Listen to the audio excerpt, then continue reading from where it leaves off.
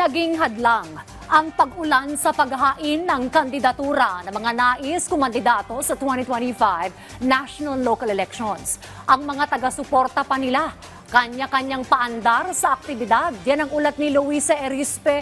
Live, Luisa!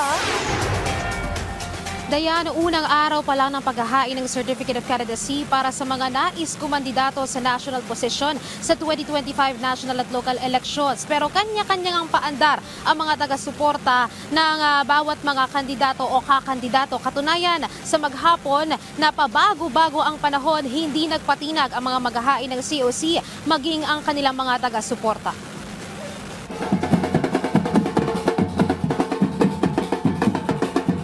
Kanya-kanyang tambol ng drum at kanya-kanyang sigawan. Ganito ang eksena sa labas ng Manila Hotel mag-aalas 7 pa lang ng umaga kanina. Sa gitna ng panakanakang buhos ng ulan, tila maagang nanggigising ang mga taga-suporta ng mga nais kumandidato para sa national position sa 2025 elections. Unang nagpaingay ang supporters ni Agri Party List Representative Wilbert Lee na nais kumandidato bilang senador. Alas 6 pa lang ng umaga, pumorma na sa Quirino Avenue ang mga supporter na may dala pang mga karatula. Pero hindi naman nagpatalo ang iba pang supporters ng ilang party list nominees, tulad ng Kabayan Party List na may paparada pa bukod sa tambol.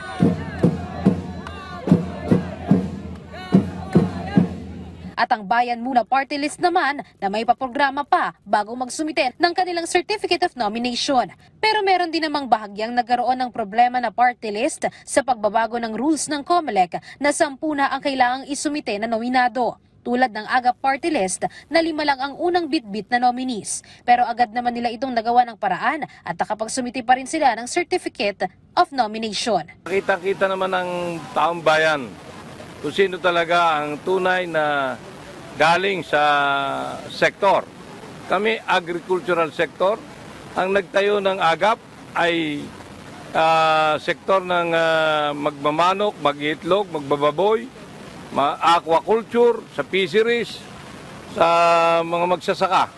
Madalit sabi, talagang galing ito sa mga itong AGAP ay tinayo ng mga nasa sektor na agrikultura. Kung may nagpaingay naman, meron din namang simple lang na nagsumite ng COC, tulad ni re-electionist Senator Francis Tolentino. Mayroon ding isang vlogger na aspirante sa pagkasenador. At mayroon pang isang matanda na siya mismo, bit-bit niya ang kanyang sariling karatula at tahimik na nag-file ang kanyang COC sa pagkasenador. Saka na lang siya nag-ingay pagdating sa loob mismo ng hotel matapos ang kanyang filing. I need you in my life. Life is meaningless without you. Marami na akong events na nag-balance COC na disqualified. Pero ngayon, may kausap na ako sa IPA office na magtatanggol sa akin sa disqualification. Sabi naman ng Manila Police District, kahit inaasahan talaga nila na may mga taga-suporta na dadagsa sa Quirino para suportahan ang kanilang mga manok, hindi naman nila paaalisin ang mga ito. Sinisiguro rin nila na maayos at ligtas ang buong pasilidad ng COC filing. Pinapakiusapan lang namin doon lang sila sa isang side at magbigayan na lang, no? At para hindi rin makaabala doon sa ibang papunta na ibang grupo to support their candidate.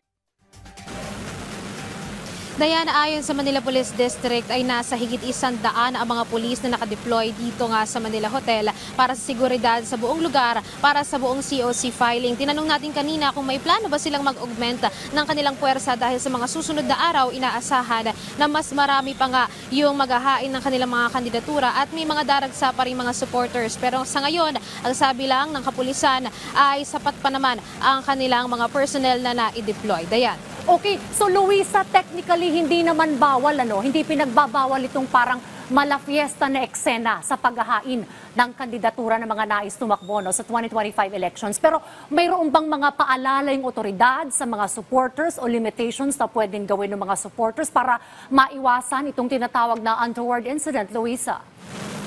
Dayan, kanina nga may insidente actually dito sa labas ng Manila Hotel kung saan may mga sinita yung mga pulis na mga supporters dahil yung programa nila ay halos parang nagigilos protesta na. Pero sabi naman ng mga kapulisan ay hindi naman nila pinapaalis itong mga supporters na ito kahit magsagawa pa sila ng programa dito sa labas. Ang mahalaga ay may lugar lang sila kung saan sila maaari at nasa isang tabi at hindi sila nagkalat at patuloy naman silang binabantayan ng ating mga kapulisan. Dayan.